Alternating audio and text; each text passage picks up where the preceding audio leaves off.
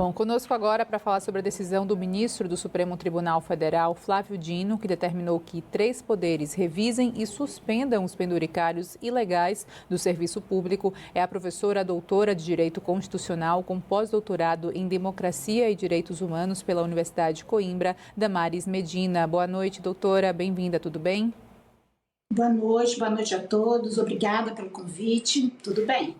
Doutora, a gente pode considerar então que o Dino está usando da lei, artigo 102 da Constituição, para realmente, com a função de guardião da Constituição, como é uma das funções aí dos ministros do STF, tentar impedir a passagem desses penduricalhos? Qual a interpretação sobre a ação do Dino?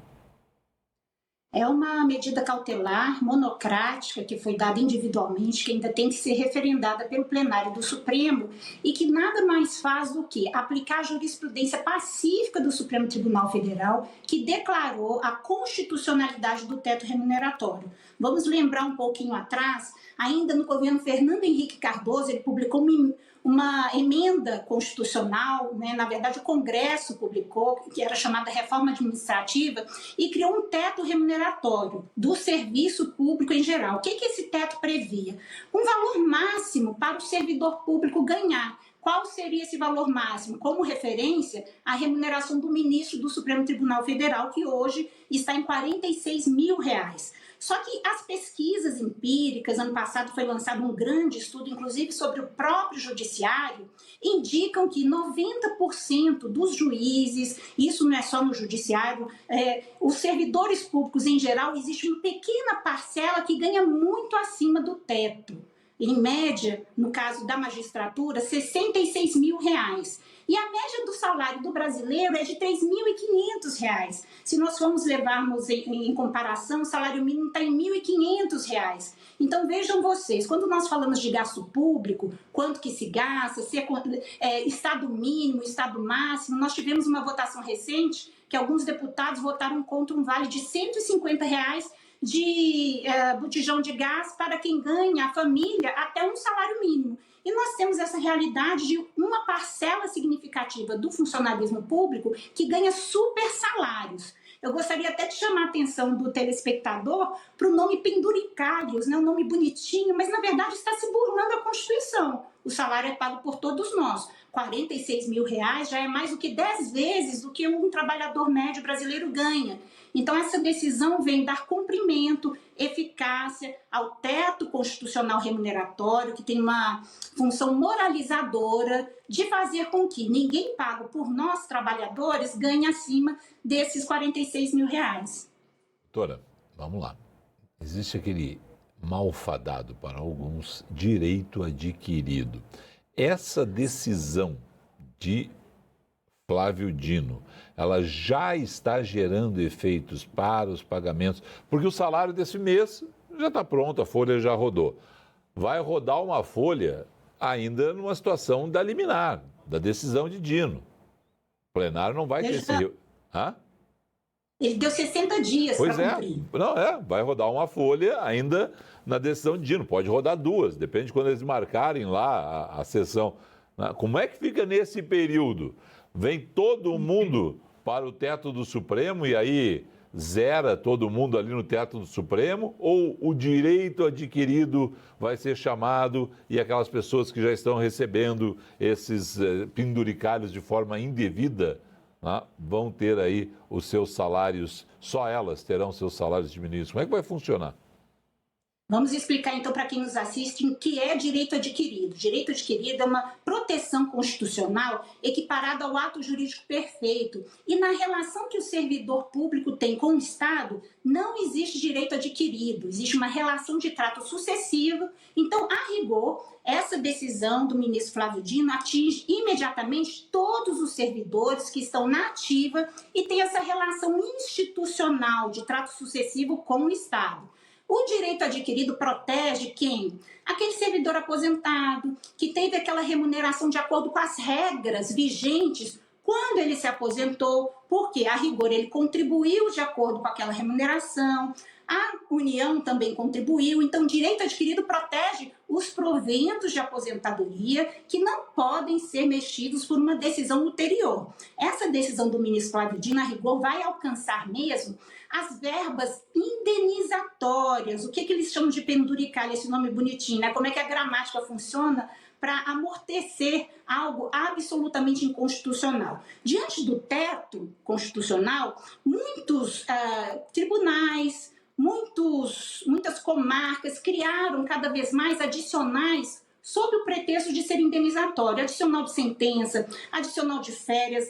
Nessa pesquisa do ano passado, eles levantaram até 3.000 rubricas. Alguns tribunais, inclusive, têm 2 folhas de pagamento. Uma folha de pagamento aderente ao teto e outra folha de pagamento de indenizações, que são permanentes, que não indenizam. Porque o que é indenização? Né? Eu sou juíza e vou fazer uma audiência em outra comarca, eu vou me deslocar para isso, eu gasto, por exemplo, minha gasolina, eu tenho direito a ser indenizada nesse gasto excepcional que eu tive.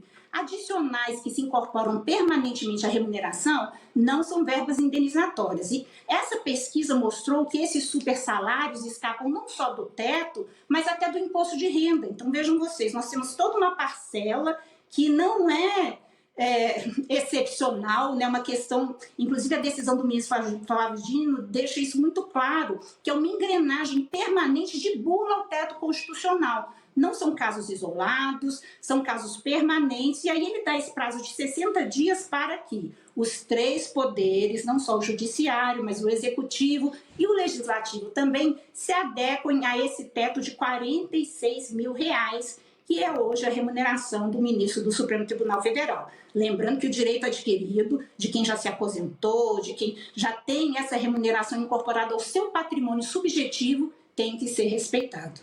Agora, doutora, há risco de instrumentalização política dessa decisão, tanto para quem defende o STF ou quanto para aqueles que são contra essa medida ou essa atitude do Dino? Isso eu falo também porque é um ano eleitoral, falamos, né, de uma corrida que já está sendo costurada em termos eleitorais, partidários. Qual é o risco dessa instrumentalização política acontecer? Atualmente, nós temos que ter em mente que o Supremo ocupa o centro da mediação entre os poderes. Então, uma decisão do Supremo ser instrumentalizada é praticamente pleonasmo.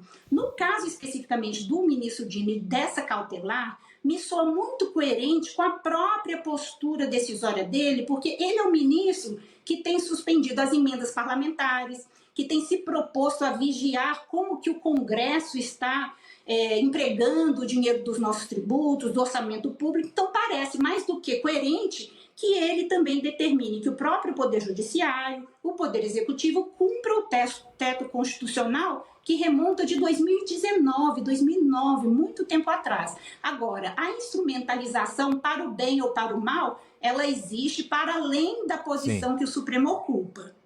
Doutora, pega da Câmara de Vereadores ao Congresso, da prefeitura menor do país ao Executivo Federal, pega do primeiro grau do Judiciário ao Supremo, passa pelas autarquias. Quem é atingido, né, por essa decisão? Então, são 2 mundos diferentes no direito, um desafio muito grande. A decisão do ministro Dino, ela passa uma régua geral em toda a administração pública federal. A rigor, a decisão não alcança automaticamente entes federados que teriam autonomia, mas pode ser que essa decisão, na hora de ser implementada, seja utilizada até por uma esfera estadual, municipal, porque no Supremo nós temos o que chamamos de eficácia erga omnes, uma eficácia geral que teria quase força de lei. Mas precisamos ficar atentos para não desrespeitar a autonomia dos demais entes federados e ver como que na prática uma decisão, né, como é muito bem colocado, pode ser instrumentalizada politicamente, soar muito bonito, como a história do Código de Ética, e na prática acabar não sendo cumprida. Então temos que observar como que essa decisão tão ampla e rigorosa vai se materializar no dia a dia de cada um dos servidores, no âmbito das esferas de cada órgão dos poderes da República. Doutora Damares Medina, muito obrigada pela participação. Ótima noite e até a próxima. Eu que agradeço. Boa noite a todos. Boa noite.